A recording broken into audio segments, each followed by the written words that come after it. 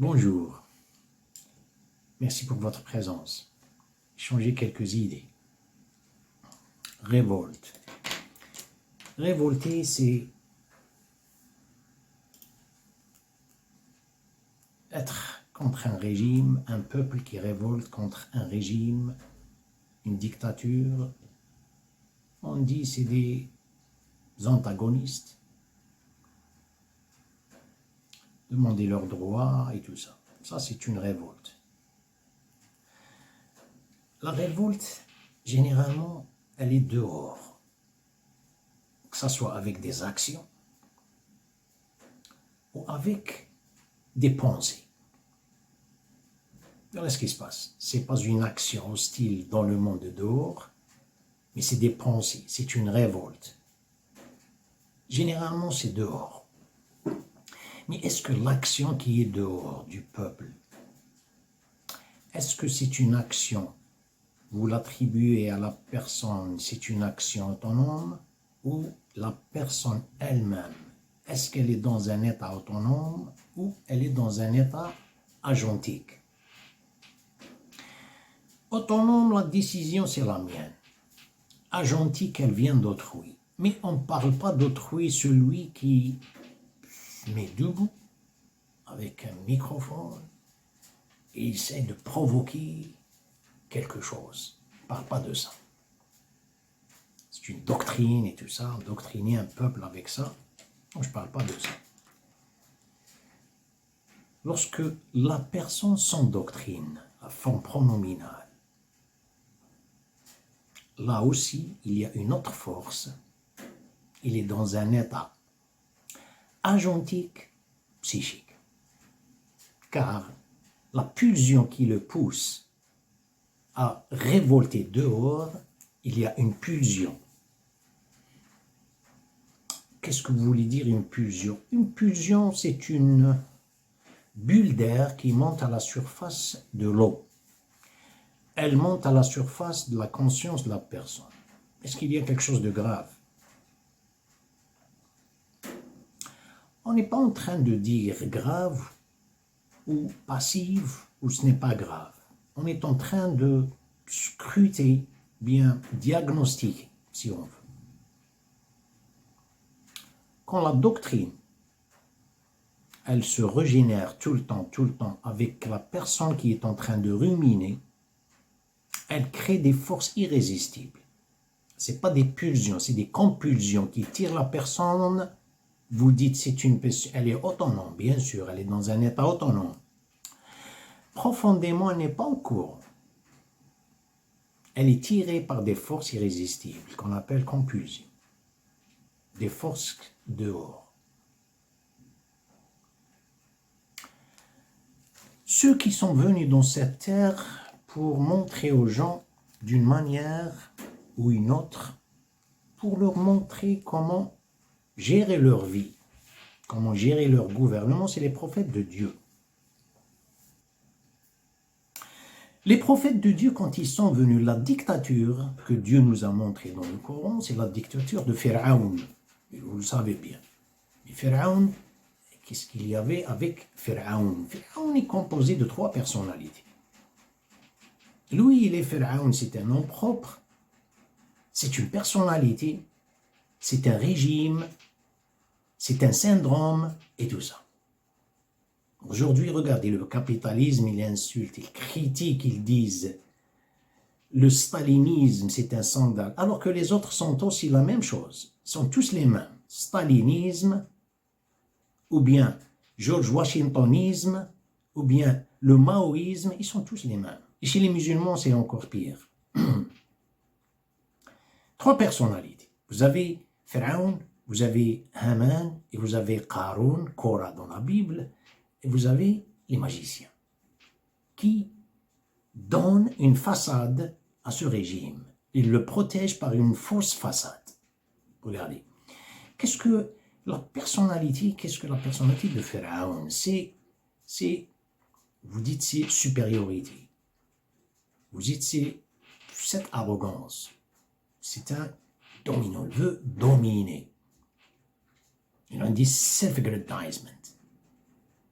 Ça, c'est le pharaon. Le rôle de Haman, il est là pour protéger, quel que soit X, ce régime. Il était derrière. Et vous avez Qarun, qui était le financier. Dans le monde moderne, vous pouvez appeler l'État, le gouvernement, c'est-à-dire le mariage de l'État avec les corporations, les compagnies et l'armée. Vous pouvez dire ça avec les médias et tout ça. CNN, Fox News et tout ça.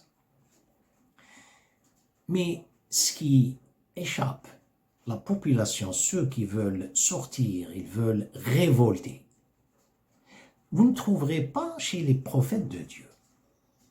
S'ils sortent pour révolter, ils ne sont pas sortis pour révolter contre un régime. Il y a le prophète qui est sorti dehors pour dire qu'il n'y a aucun Dieu à l'exception de Dieu. Et c'était l'idée de Omar ibn Khattab. Ils sont sortis pas pour protester contre un gouvernement. Ça, vous ne le trouverez jamais. Vous allez dire, il n'y avait pas de gouvernement. Si vous êtes libre.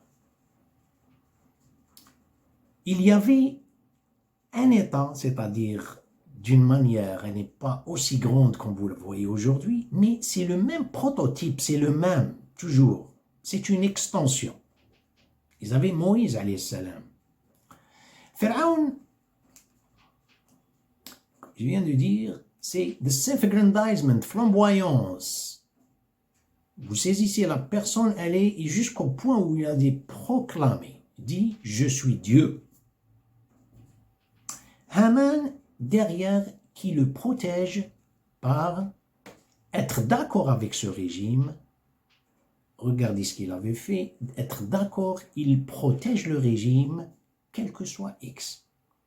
Et vous avez Qarun, qu'est-ce qu'il a fait? Qui représente les finances. Mais il y a quelque chose derrière les finances. Non seulement les finances, mais il y a quelque chose d'autre. Mais chez les peuples, je m'excuse, je suis là. Ceux qui voulaient protester, pas pendant cette époque, aujourd'hui, ils ne sont pas au courant. Le prophète, quand il est venu, Moïse d'autrefois et Moïse d'aujourd'hui, est-ce qu'il vous a dit d'aller faire un coup d'État? La force qui était de dehors, protester dehors, elle n'est même pas la tienne. Vous n'êtes pas dans un État autonome, vous êtes dans un État autonome, soi-disant autonome, mais agentique. Protestation, elle est agentique. Vous êtes en train de protester, mais cette protestation ou révolte, elle est déjà préparée d'une manière clandestine, quelle que soit. Vous êtes en train de, par exemple, éliminer un régime, mais les régimes qui va le substituer, c'est le même, c'est la même symphonie, il n'y a que le groupe qui change.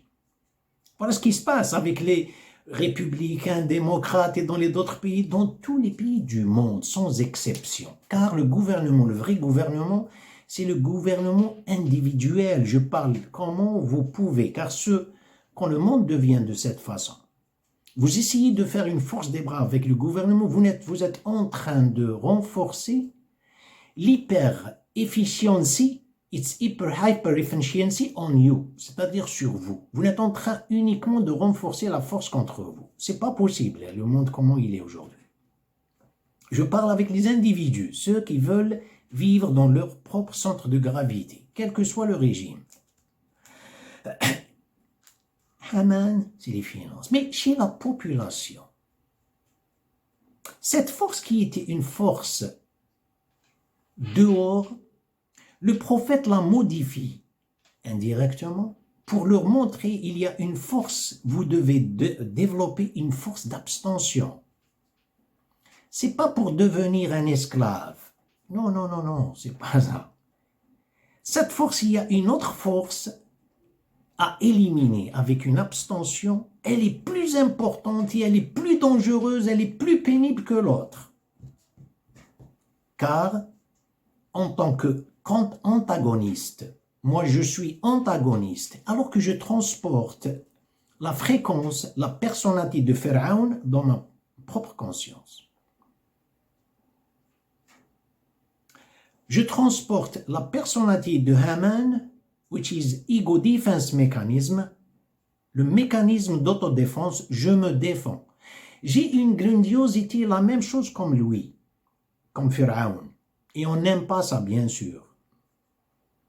Vous avez l'ego defense mécanisme, le mécanisme d'autodéfense, je me défends avec fierté, quel que soit X. Il n'y a pas de loyauté. Le troisième, Aaron. Parce que vous êtes riche, non, la richesse c'est bien, c'est beau. C'est pas question parce qu'il gère le système bancaire dans le monde. C'est pas à propos de ça. C'est pas ça qui, il y a pas, ça dit c'est pas limité ici. Dieu l'a décrit, Aaron, kharaja ala qawmihi fi zinatihi. Il vit avec un défi pour intimider les gens. Non seulement il supporte le régime avec le système bancaire, non seulement avec ça, il a cette personnalité qui existe, c'est la population. La population, elle est déjà en conflit elle-même. Moïse, lorsqu'il est venu, Moïse, c'est la force antithèse. I don't know how to pronounce it. Force directe. Antithèse. Antithèse is force. Mais comment elle est cette force? Qu'est-ce qu'il avait fait? Méfiez-vous, vous enlevez quelque chose, vous enlevez cette force d'abstention, de ne pas faire. Regardez, il y a une force qui tire vers le dehors, vers la révolte. C'est pas une force, c'est une force d'abstention, mais pour développer une autre force. Ce n'est pas pour juste rester comme ça. Les gens pensent que c'est la religion. C'est pour ça que le philosophe qui dit que la religion, c'est le soupir des peuples opprimés. Il avait raison. La religion, elle reste comme ça, car moi je prie, je fais ma prière et je compte sur Dieu. Alors que je transporte la personnalité de Pharaon dans mon cerveau. Alors que je transporte Haman dans mon cerveau. Alors que je transporte Aaron dans mon cerveau. Ces trois personnalités, si les peuples les éliminent de leur cerveau, ça c'est le miracle. Vous l'éliminez, vous ne serez pas touché par la dictature. Lorsque Dieu a décrit Pharaon, il a dit فَاسْتَخَفَّ قَوْمَهُ فَأَطَاعُوهُ إِنَّهُمْ كَانُوا قَوْمًا فَاسِقِينَ. Il les a décrits de cette façon. Il les a humiliés, intimidés, subjugués, piétinés. Ils l'ont obéi. Ils ne peuvent pas, un esclave, il voulait vivre cette façon. C'est-à-dire, je ne parle pas lorsqu'il a égorgé les enfants et tout ça, regardez à la fin. Lorsque Dieu les a secourus, ils ont traversé la mer, qu'est-ce qu'ils ont dit? Regardez, du moment وجاوزنا ببني إسرائيل البحر فأتوا على قوم يعكفون على أصنام لهم قالوا يا موسى اجعل لنا إلها كما لهم آلهة قال إنكم قوم تجهلون إن هؤلاء متبر ما هم فيه. Pendant toute une vie, il était en train de les purifier si on veut, secourir. خرج قومك من الظلمات إلى النور وذكرهم بأيام الله. Dieu lui a demandé la plus grande mission, secourir ton peuple de l'obscurantisme de Pharaon. Alors, le premier dialogue, Dieu lui a adressé. Bien. Idhaba ila Pharaon. Vous allez à Pharaon, vous lui dites des mots doux. Ça, c'est une mission. La mission pour les enfants d'Israël, elle était complexe. Pharaon, vous lui dites des mots doux, uniquement, c'est des paroles uniquement. Mais secourir un peuple de l'obscurantisme du régime, ah là, c'est un travail sur soi. Ils lui ont demandé, pourquoi Moïse, tu ne vas pas nous créer une idolâtrie institutionnelle, on ne peut pas vivre entre nous-mêmes. s'approvisionner entre nous-mêmes comme le prophète Mohammed sallallahu alayhi wa sallam. Laissez les gens s'approvisionner entre eux-mêmes. Non, on ne peut pas ça. On veut qu'une institution, hein, une institution nous commande et on veut et ils vivent de cette façon. Je parle, ça c'est un exemple, mais c'est les peuples dans le monde vivent de cette façon. Vous parlez de faire un travail sur soi-même, le temps pour qu'il soit le vôtre. Non, laissez-le pour Pharaon qui le contrôle. La population, elle vit dans un état agentique, elle ne vit pas dans un état autonome. Car la pulsion qui monte, la pulsion de la volonté, soi-disant, de l'enthousiasme, de motivation, de self-détermination et tout ça, elle monte, je pense qu'elle est la mienne. Non, elle n'est pas la mienne. Ça, c'est un esclavage très profond. Merci pour votre attention et à la prochaine.